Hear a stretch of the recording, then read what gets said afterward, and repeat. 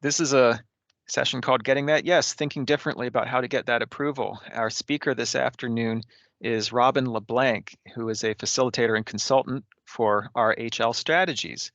She founded RHL Strategies in early 2022 after a decade leading Plan New Hampshire. Robin's based in Dover. She offers facilitation services as well as business consulting, including strategy planning and meeting design services for nonprofits and other small organizations. Robin was awarded an honorary membership in AIA New Hampshire in 2018 in recognition for her work at Plan New Hampshire, and was named one of the top 200 most influential business leaders for 2022 by New Hampshire Business Review. So with that, I'll hand it over to you, Robin, and just let me know how I can help in terms of the technology and all. Okay, thank you, Ken. All right, thank you, Robin. Okay, thank you. Well, welcome. Welcome to each and every one of you for being here on a Saturday afternoon. This is the last session. The purpose of this session is to share with you all some things I'm learning about leadership, about group buy-in, and more as they relate to introducing change. I've seen a need over the years when I was with Plan New Hampshire and now through my work here. I've seen a need for not just input, but real participation in some aspects of our community and organizational life. The traditional top-down model of leadership has never really worked. And as leaders, as professionals, and as influencers, chief decision makers,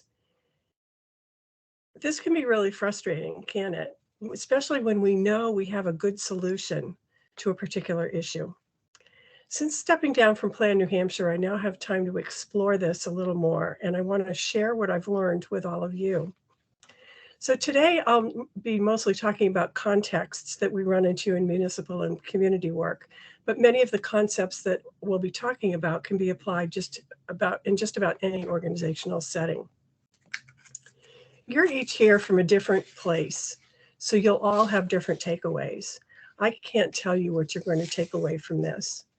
However, I do hope that next time you need to change something, whether it's in your office, in your team, in your town or city, that you'll keep some of what you hear today in your mind. What I'm going to talk about is not perfect, and it's not a guarantee for anything. It's a broad brush overview of a specific philosophy and a specific process. But certainly within that, there's a lot of nuances, a lot of changes, a lot of whatever. But just take the broad brush for right now. But what I'm going to introduce is a philosophy that's it's a shift from traditional practices, and some of it may work for you. Connection before content. Some of you may have seen this in my blog. At the beginning of just about any gathering you convene, it's really important to connect the people who are in the room, even virtual rooms like we have, with each other at the outset. And it doesn't have to take long. And there are different ways to do so depending on the setting. For groups of 20 or fewer, for example, some of you may have team meetings, you may have committee meetings, you may have staff meetings who meet regularly. One thing you can do to connect people is just go around the room, and the person can say, they can answer a question, and you can set up the question ahead of time. Icebreaker, we're all familiar with that. It might be, what you have for dinner last night, or what's your favorite toothpaste, or what are your plans for the weekend? What's your favorite part of the holiday? Just different things. I introduced that at in a board I was on, and because people would come in and sit down and not say very much. And we introduced that concept, and at first people were like, oh, I don't know if I want to be doing this. By the second meeting, they were really looking forward to what's the question. And by the third and fourth meeting, I could see how people were really getting connected with each other. That personal connection is so important. And for larger gatherings, especially when people do not know each other, it pays to take the time to go around the room and have people stand up and say who they are, what town they're from, what organization they're with, depending on the setting. I was actually at quite a few years ago when I was first starting out at Plan New Hampshire, I went to a boot camp that Stonyfield Yogurt was Sunnyfield Farms, I guess it was called, was running. It was a boot camp, and there were 200 or 300 people in the room. They called everybody for dinner the night before, and they actually took the 30 or 40 minutes to go around the room and have everybody stand up and say their name and the organization they were with. Very quickly, 2 seconds, 3 seconds per person, but they did it. And it really connected everybody in the room and made us feel closer together. Try it. It's hard. If you've never done it before, it's hard to understand until you actually go through it.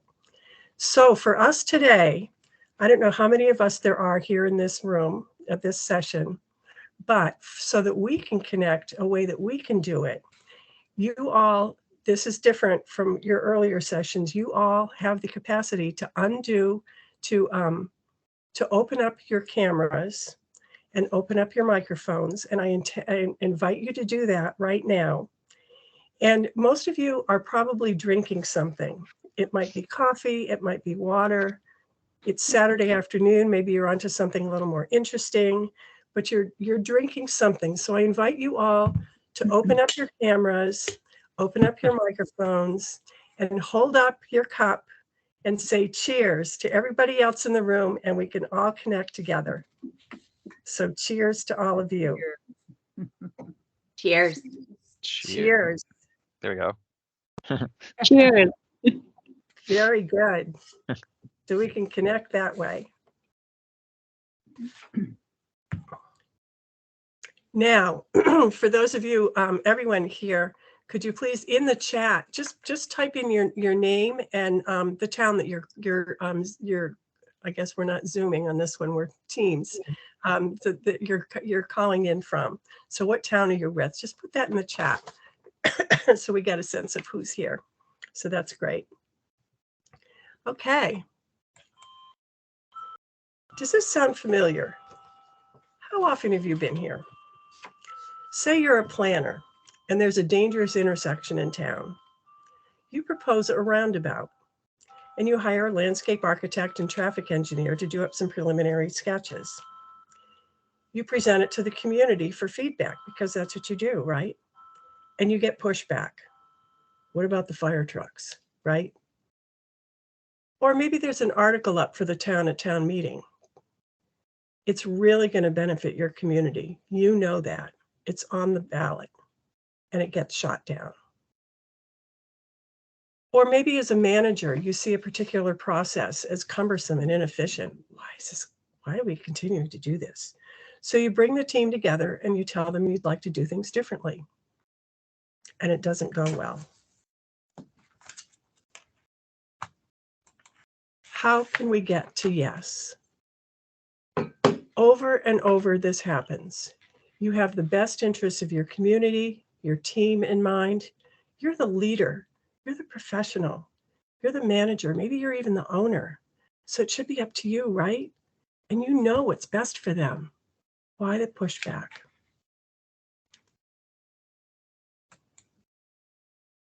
What needs to be in place for that yes to happen? So let's say, for example, you want to change or you want to add a zoning regulation related to housing. Now, please note I'm using housing here as an example because it's such a universal challenge. When I was at Plan New Hampshire, I did a lot of work with housing in the communities.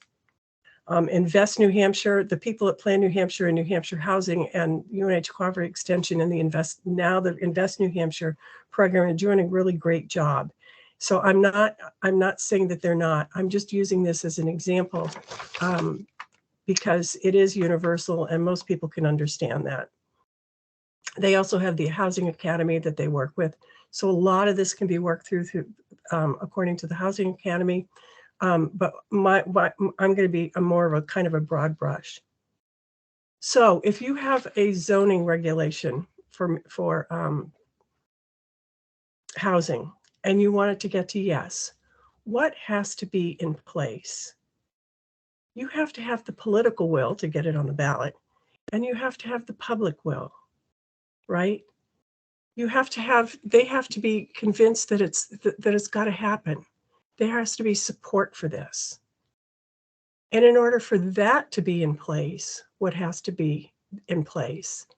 You have to have understanding and buy-in for that particular zoning ordinance, for that particular ordinance. Why is it important? Who's it important for? What does it even say? What are the benefits? What's the situation it's addressing? And what's the change it's trying to seek? Why was it written in the first place?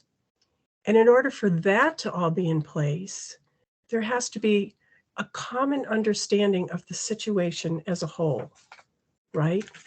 For example, it's not just education, like someone coming in and telling everybody why this needs to happen, but there has to be real honest knowledge of the situation from the community, amongst the community members themselves. How's it affecting the community as a whole? How's it affecting individuals?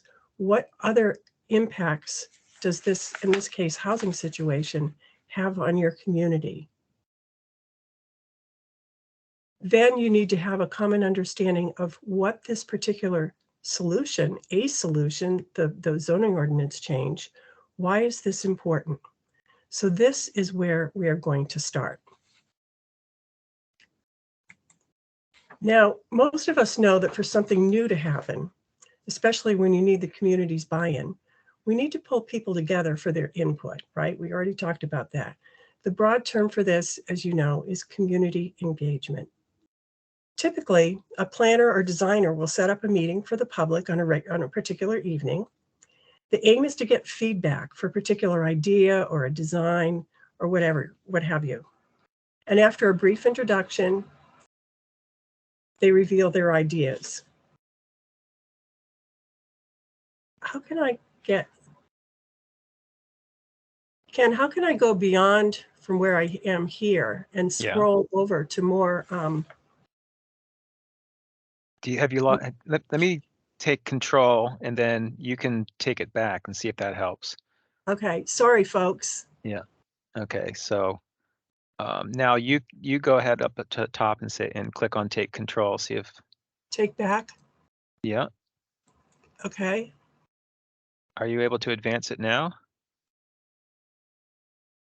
No, it's just, it's Okay. stopping. It's across the way.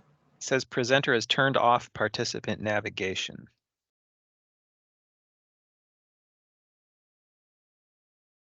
I don't know anything about that. Let me try again, see if I can advance it from here. Okay. Okay, I can do it like this if you want. I'll advance it. So okay, so that's good. So this is where we start. So community engagement. After a brief introduction, they reveal their ideas. And what's the response? Cheers, yes, smiles, right? Well, this is the response we're looking for. Unfortunately, it doesn't happen very often. Next slide, please. This is more the reality, isn't it? That'll change the character of our neighborhood. There will be too much traffic. Fire trucks won't be able to get through. We can't reduce parking in the town center. Businesses will lose customers. Why put in sidewalks? Nobody ever walks over there. Next slide, please. For most of us, our first response, even though we don't show it, is tension, frustration, sometimes anger. We are the professionals or managers or what have you. We know what's best for the people in our town or organization, right? Why can't they see how good this is? You think. How can they be so dense? How can I convince them that this is what we have to do? What do I need to say or do to make them realize? These are all very normal reactions. Next slide, please. Change is hard. It's fear of the unknown. People don't like to be told what to do. There's a lot of literature out there and webinars and TED Talks about dealing with change. Your approach is certainly driven by your situation and whatever it is that you want to introduce to your community, your organization, wherever. I do recommend, and this is in parentheses, I really like these guys. Chip and Dan Heath are brothers, and they have written a bunch of books, and Switch is one of them. And Switch is how to change things when change is hard, which is just about always. It's really, really readable. And it's got a lot of examples in there of all different kinds, business, personal, whatever, to show as they say, here's an example of what we're talking about.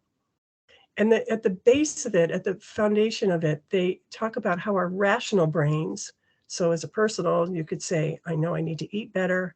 That's rational. And how our emotional brains, but I really want that fisherman's platter. They're always competing for control, right? So that's what he's talking about in this. That's what they talk about in Switch. And we have to keep that in mind. There's the rational side of our brain and there's the emotional. For some people, it's one side is bigger than the other, but all of us have both sides. And it's really important to keep that in mind. So for example, you can provide data all day long. That's the rational side, but it's going to be the individual stories of how people are being affected, say out of housing. What's it doing to your community? What does the housing situation mean to you, to your next door neighbor, to your kids, to your parents, whatever? How they're being affected, the emotional side that's going to help sway a decision moving forward.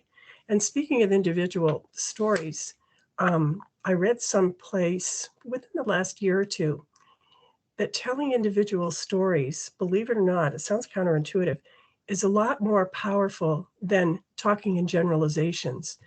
Our older adults want to downsize. Okay. But if you tell the individual stories, my next door neighbor is in a big old Victorian house and she's all by herself and she's in her 80s. She really wants to downsize, but there's nowhere to go to. That makes it a little more real. We're talking about somebody personal, somebody that you know, somebody that lives in your community. So thinking about those individual stories can be a lot more powerful than talking in terms of groups. And before we know that change is hard. And just one thing that occurred to me as I was putting this together, can you imagine back in the day, 100 more years ago, think about the community you live in. Think about, do you think it was easy to introduce that first paved road in your town or bringing electricity in? You know, now we take it for granted, but I bet going back, you'd find a lot of pushback on either one of those things that are so fundamental now. But change is hard. It always has been hard for people. Next slide, please.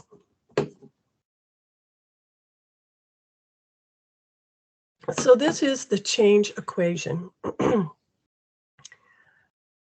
I just learned about this maybe a year or so ago, and I realized everything that I'm talking about and going to be talking about, I've been working on it for some time.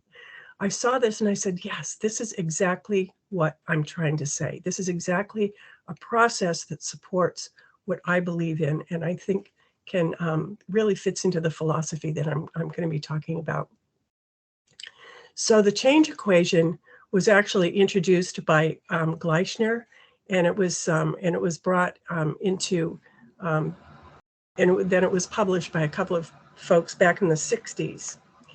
And the change equation is, first you start with being very clear about the dissatisfaction with what is. What is the situation? If you're talking about housing, what is the situation? Who are the different people affected by it? What impact is it having on your community? What are the contributing factors to it? So many different things to talk about when you're talking about that. Then once you get very clear on that, and that, if you're talking about housing, this could take a year to get clear on this. Then what is the vision of what could be? If this is what you don't want, what do you want? And we'll talk a little bit later about how to get there. And then what are the first steps that you can take to reach that vision? And if you do all of these in order, and if you do all of them well and thoroughly, that should be greater than any resistance to change. Any support that you gather along this way should be greater than the resistance to change. And note that these are multipliers and not addition, because if any of these is zero, zero can't be greater than R. So just the change equation. Next slide, please. So remember this. So we're going to be focusing on this part of this ladder. We're starting at the very beginning. When an idea of change is first thought about, we need to talk about this. I notice that there's a lot of crashes, whatever it is. In this case, to the members of your community. starting right here. And how do you get from here, this common understanding, knowing what it is that you're dissatisfied with, what is it that you do want, and what is that first step to getting to what you want? In this case, it could be that zoning change to get to here, okay? How are we going to do that? Next slide, please. So this is the process that I'm suggesting. And within that, I'm suggesting some shifts in thinking, because we want to avoid the situations of the pitchforks, right? So this isn't going to be perfect, but it's something to think about to get there. Next slide, please. Traditionally, professionals, managers, owners, we all assume authority, right? We have authority and rightly so. Yet often it's command and control, top down. We still see it all over the place, right? Not just those in charge coming in and saying, this is what I want you to do, even if there are significant changes, but we also see it subtly, like in the layout of a room, right? That's also a top-down hierarchical. How is a room arranged? These folks, these people in charge may say, I know what's best for you, so this is what we're going to do. That's known as parenting. That's a parenting style of leadership. And very rarely does this include true leadership, which I think of as including guidance, vision, support, and more. Over the past 10 or 15 years, the notion of including the community for feedback and input, it's taken hold, and rightly so, to the point where it's required in many instances, such as we may see it in RFPs. We want someone to come in and design our downtown, and public participation, community engagement is required as part of the process, right? Yet there's still the underlying message, the cynicism among our community members, team members, whomever it is, that public process is really that the minds are already made up, right? That no matter what the community or department or team has to say really doesn't matter. Emerging, however, and it's been around for some time, but it's becoming more mainstream, is the idea of leader as convener.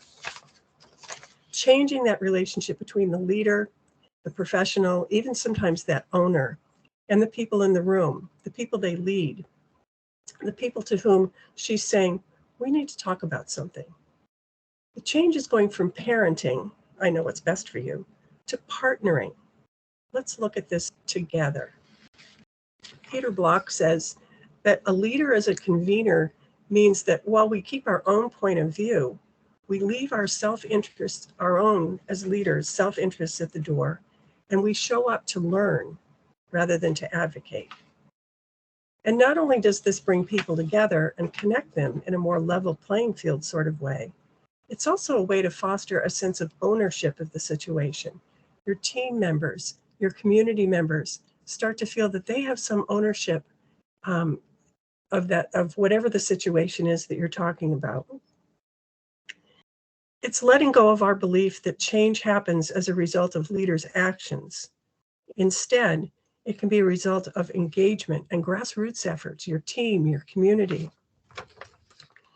So the first thing we do, of course, is bring people together at the very outset. I'm starting to think about housing in my community. Bring people together at the outset of whatever the issue is to talk about it. And of course, not everyone affected is going to be at your convenings. Some are homebound, some have schedule conflicts, whatever it is. Outreach is absolutely important. Surveys, interviews, one-on-one, going to where they are instead of waiting for people to come to you, that's all super important.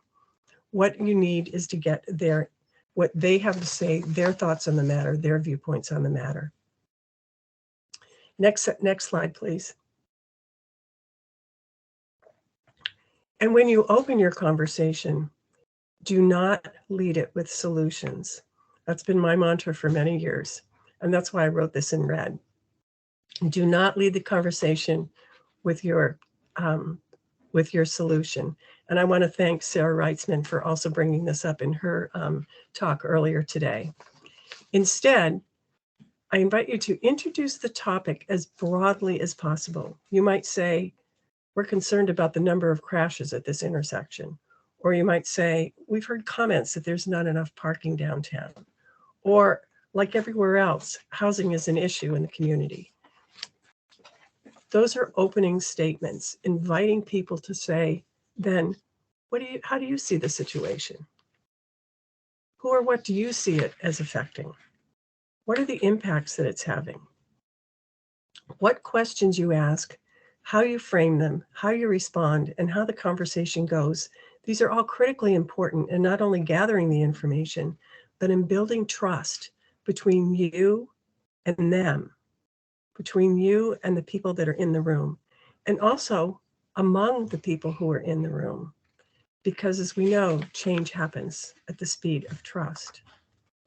Next slide, please.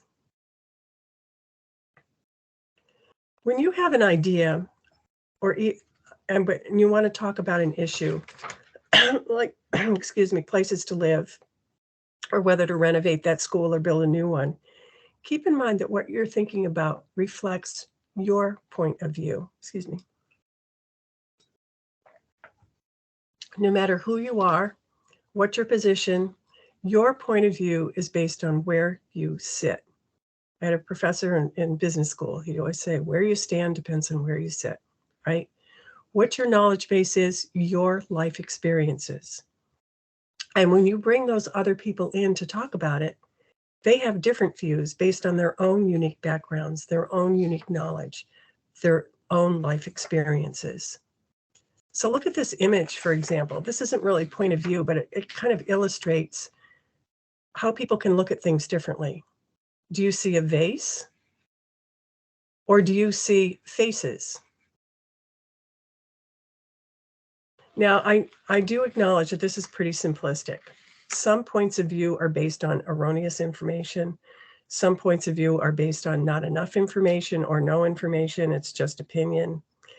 Some points of view go against others' core values. So there's a whole lot of nuance around points of view. I get that. But the point I wanted to make is just understand that your viewpoint and other viewpoints are not necessarily the same. You know that. I'm just underscoring that. So, for example, the notion of freedom.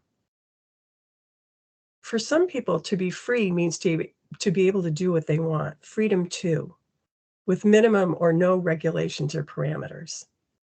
For others, those regulations and parameters are important in order to be free from worry or free from fear. So you have freedom to, and you have freedom from. And people see things, no matter what the situation, can see it very differently. So for example, food standards are set up with regulations and so forth. But that keeps people, they have a freedom then from the fear of getting sick. Okay, if I buy something at the grocery store, I have total freedom to buy it. I have total freedom from fear of buying it because all those regulations are in place, theoretically. So in talking about places to live, it's really important to get the different points of view. When you're talking about housing, for example, places to live, it's get different the points of view of the employers in your community, the families who want to grow, the people who want to downsize, the renters. That's a huge segment of the population. I think New Hampshire Housing had a statistic. I think if George or Sarah's here, I think it's like 40% of households are renters in the state of New Hampshire. That's huge, and renters need to be heard.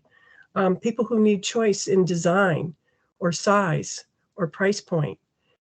Having these conversations is really, really critical. And I can't go into how to have them because they're so nuanced and every town is going to be different. New Hampshire Housing does have a wonderful whole library of guides and information that can help with this particular discussion to help you with that. The goal is to understand that there's more than one way to look at a situation and that a situation may have more components than you think. So somebody may come in and say, well, we don't have more places to live in town because because developers just want to build five-bedroom homes and make a fortune. Well, that's not necessarily true, and having to listen to different viewpoints and different reasons why things aren't happening in your town is really important for everyone to understand those contributing factors. So here are the different situations, but then there are the different contributing factors. And then the myths versus realities of what's going on in your community, especially around housing. So people-to-people conversations are absolutely key. And as mentioned earlier, data is great, but you do need those individual stories, and you need that emotional side, the real life situations to add depth to the conversation. You do need to get the views of many who aren't in the room, as I said earlier.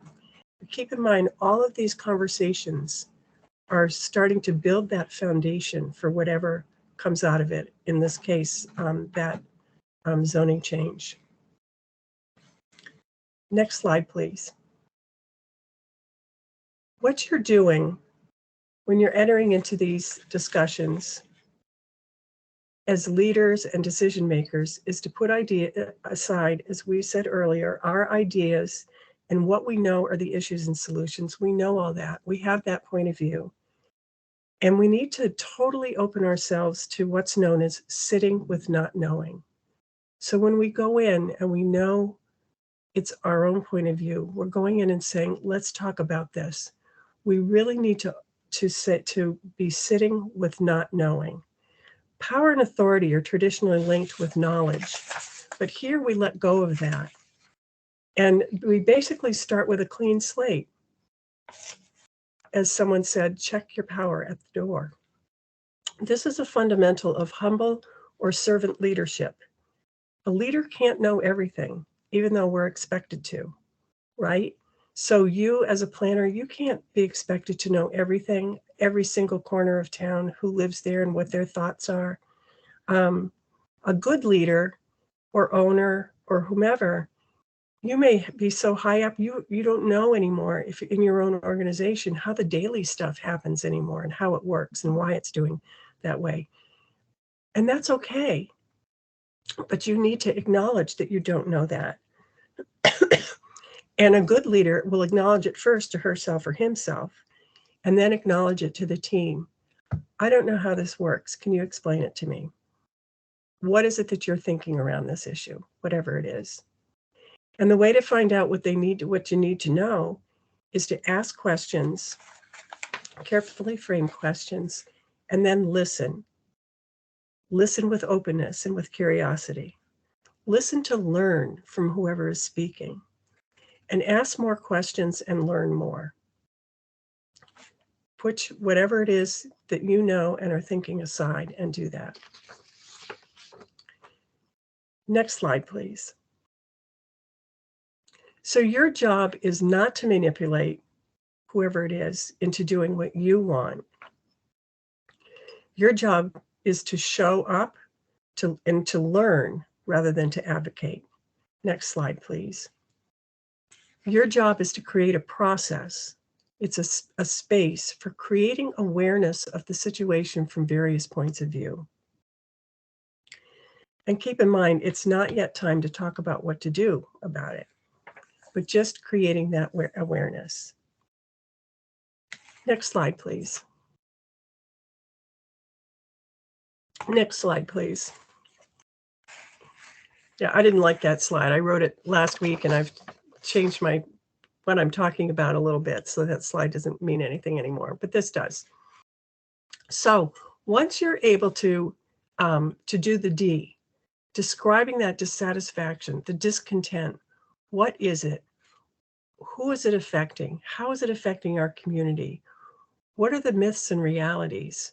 What are the impacts that it's having on our community? What are the contributing factors? Once we have all of that and you have all of that defined, and as I said earlier, that can take a long time. It can take a long time to get to that point because there's a lot of viewpoints, there's a lot of dissatisfaction, and there's a lot to learn. There's also all the data. There's so much data that can be layered into all of that. So once you're able to describe it from their viewpoints, which may or may not include or align with yours. Now, theirs may end up, yeah, we're totally aligned. But again, it's about building trust and ownership among your community or team or whomever. Then you get to the vision. Okay, well, if we don't like this, what do we like? What could be? And again, framing the question is key. And you want to think about a future that's possible and that doesn't focus on current problems. When I was at Plan, I said it a lot, that if you focus on problems, you're never going to move because you'll still be stuck in the moment in this period of time. But if you start focusing on the future, what is that future that we can live into? That's when you start to move and you start to make progress. So you might start the vision portion with, okay, if all of this D, the dissatisfaction, if all of that goes away and suddenly disappear, what if it were suddenly to be resolved overnight? You wake up tomorrow and it's all of a sudden gone. What would it look like? And so as a group, as a community, as a team, as an organization, what could be? What could it look like? And what you want to do is not just define that future, but you want to start to create one. And once you have that kind of outlined, then you can together as a group say, okay, what are the first steps that we need to achieve that vision? And in this case, maybe it's that zoning change. What role does housing play in our future? What are the first steps to create, to get to that future through housing, for example? And once you have a general statement, then you can say, what are the first steps that we take to get there? Okay. So if you do this, very clear about this, very clear about this, very clear about this, it's not only you being clear, it's your community being clear and in agreement. There may not be consensus, but at least there's understanding of the various viewpoints. Next slide, please. Then you can get to your yes. You should be able to. Now, is this perfect? Absolutely not. But by following this, I believe, and keeping it in mind, that public will and political will really need to be there in order for that to happen. And that can't happen unless you have understanding and buy-in of whatever that zoning change is or whatever it is you're getting to, whatever you want to say yes. And then starting with that common understanding of everything that's going on, everything that you want, and why this particular change is important. Then you have a better chance of getting to yes. Next slide, please. Okay, so this is my information. I'm in Dover, but I work across the state and I can work virtually. This is my my email address. What we're going to do now, and Ken, you're going to do your magic now. What we'd like to do, I'd like to do now. How many people are in the room? So there's 1, 2, 3, 4, 5, 6, 7, 8, 9, and 4 is 13. Let's get into 3 groups. 3 rooms, okay. We're going to break you into, you're going to open up your cameras again and your mics, please. And I invite you to go into rooms, small rooms, 3 rooms, and then just talk to each other for about 10 minutes about what came up for you. Does this make sense? What might you be able to use in your own situation? What could you bring back to you, to your own community? What do you think absolutely won't work and why? So just what came up for you. So I invite you, it'll be about 10 minutes. And then what we're going to do is come back and talk as a big group, all of us who are here, and talk about what we learned and what your thoughts are on that. Okay? Okay, it's Teams tells me it's opening the rooms right now. I haven't assigned the time limit yet. Okay, the rooms are open. I don't see a time.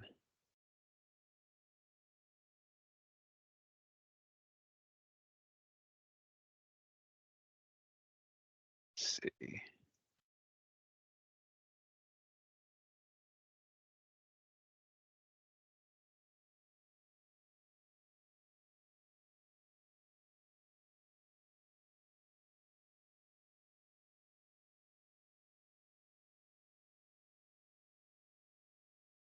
Oh, okay.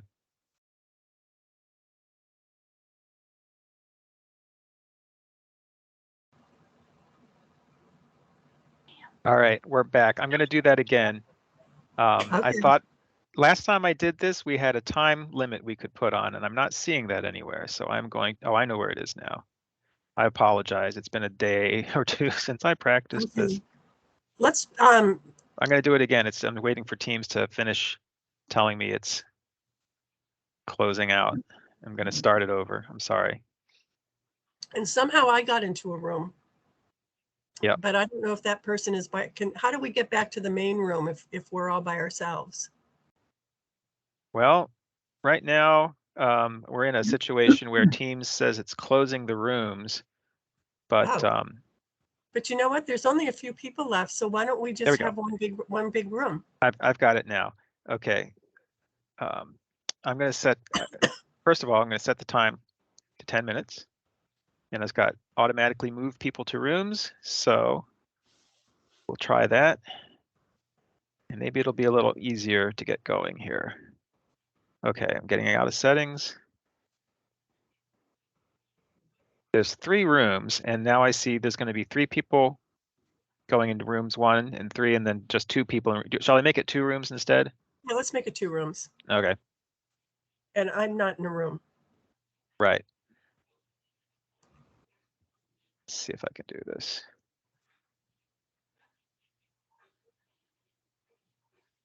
All right. Okay. 1, 2, 2. Okay. There we go. People are assigned. All right, I'm going to open them up now. Okay.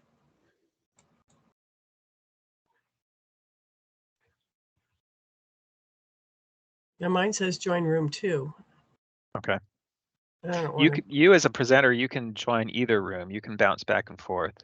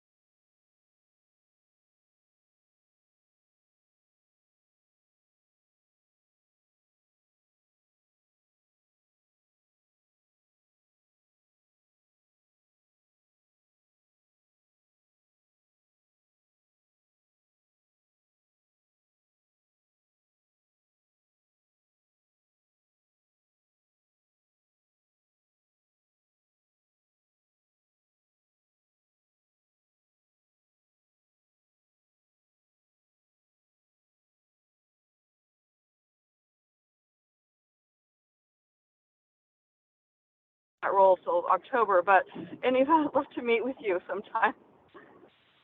Just thinking about Peterborough.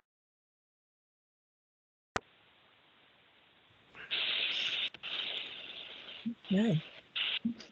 Yeah. Ken, can you take down my slide and have us come into the room?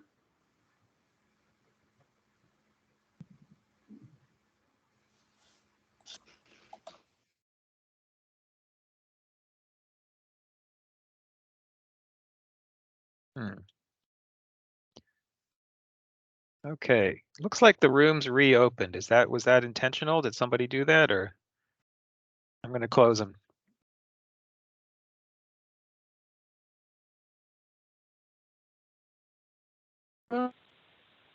Okay, here we go.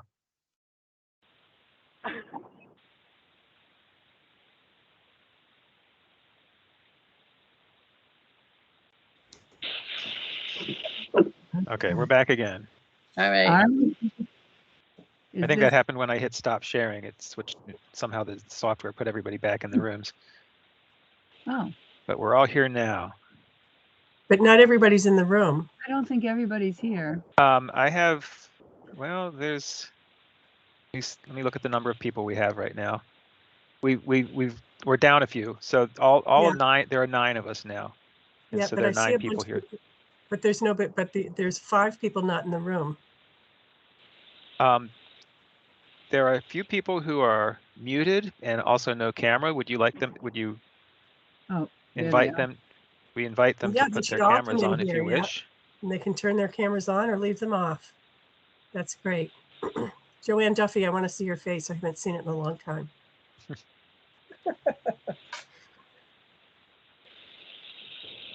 Okay.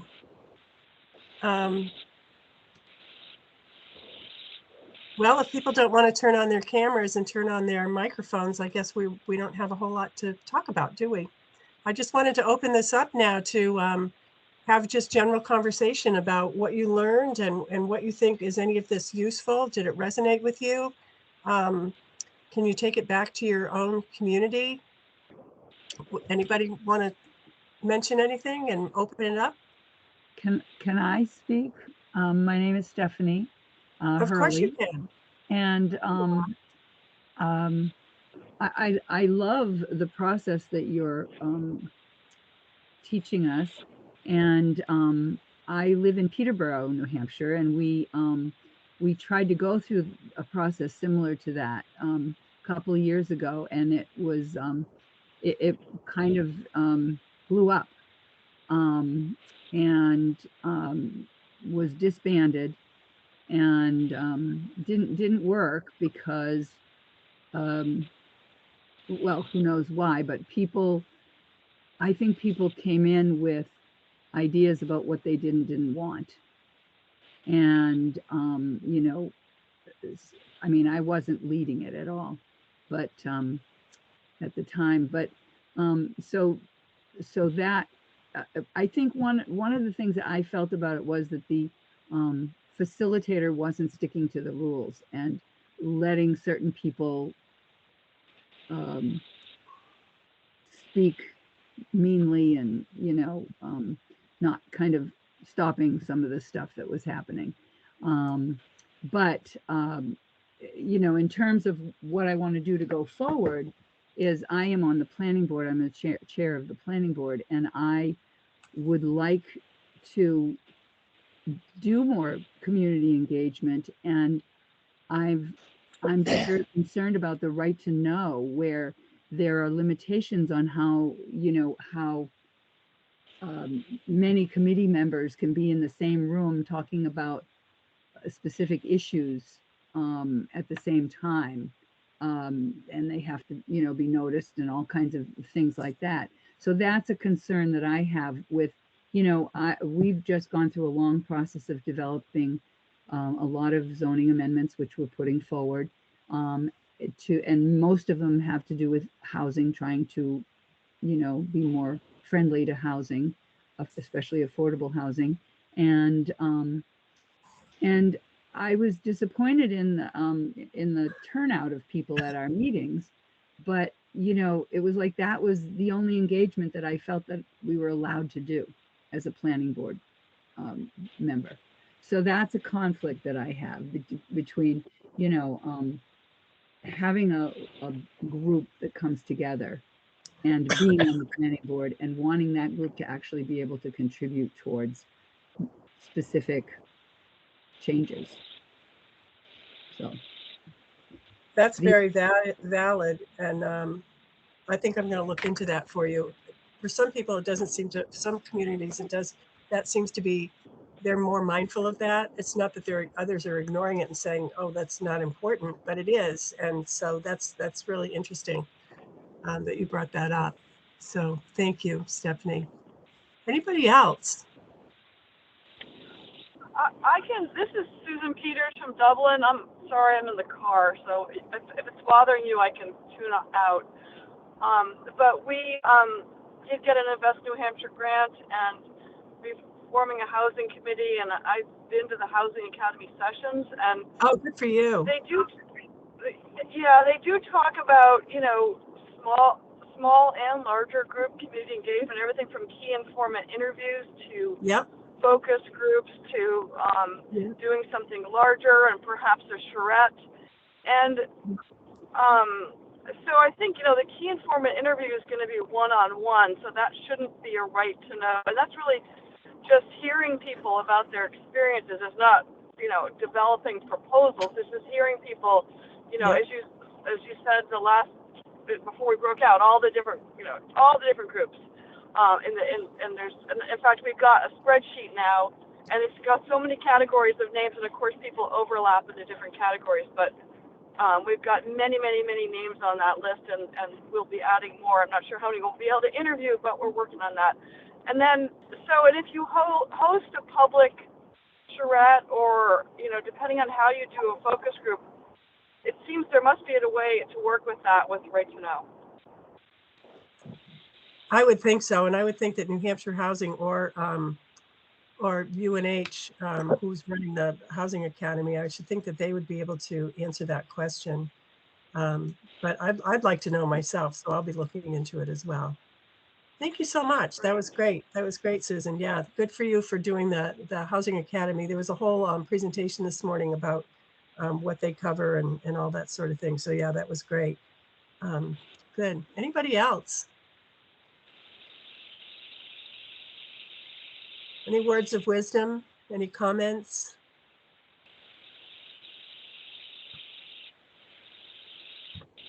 All right. Well, with that, I say thank you for being here today. Thank you for giving up a Saturday to attend this conference. I hope you all learned from the presenters. I was going to say learn from each other, but you didn't have a chance to do that except here. I hope you got to learn from each other a little bit in your small groups, because that's the point of it. I'm all about connecting people, just like I talked about in my talk. It's about connection with other people and learning from other people. So I hope that that this was a valuable experience, not only my discussion today, but also the rest of the sessions that you attended. And thanks to Ken for his wonderful technical support and everything else. So that was great. So John, did you have anything you wanted to say? No, at this point, like I said, I came to this group just to learn something, and I did. And you did. Good. Thank you. Well, thanks to all of you. Have a great rest of your Saturday, and I hope our paths cross again soon. Thank you. Thank you. Thank you. Thank you very much, Robin. And to all of the people attending, I've just put in the chat one more time. There's a link. We encourage your feedback. Go ahead and follow that link, and there's a form where you can give us ideas for how things went, and ways we could improve for next year. I appreciate you all coming as well today. Thank you. Thank you. Great. Thank you. Bye. All right. I'm stopping recording now.